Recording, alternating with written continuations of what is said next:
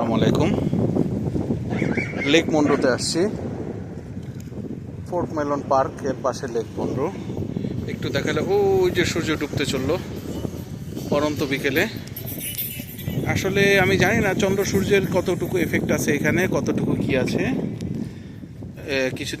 কয়েকদিন আগে চন্দ্রগ্রহণ গেছে, যার ফলে মনে হয় এখনো উত্তাল। এতটা উত্তাল এই লেকটা আমি দেখি নাই। পানি অনেক বেড়ে গেছে, প্রচণ্ড বড় বড় ঢেউ। এত বড় ঢেউ গত 6 মাসে আমি দেখি নাই, যেহেতু 6 মাস ধরে আমি লেকে যাতায়াত আইসা দেখি কি আছে কি না আছে। এখন ফিশারম্যানরাও যারা ওই যে মাছ ধরতো তারাও মাছ ধরতেছে না, কিছুই করতেছে না। আমার সাথে জাল আছে কিন্তু আমিও জাল মারতে পারতেছি না, যে এখানে কি আছে কি না আছে আমি জানি না। যদিও এখন আমার মনে হয় না এদিকে মাছ পাওয়া যাবে এই মুহূর্তে। তারপরেও কিন্তু ভিউটা খুব চমৎকার লাগতেছে।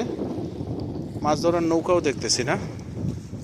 ওই যে দূরে পাখি উঠতেছে, কিন্তু আপনারা দেখতে পাইতেছেন, আমি ক্যামেরাতে দেখতে পাচ্ছি না, কিন্তু আমি চোখে দেখতে পাচ্ছি।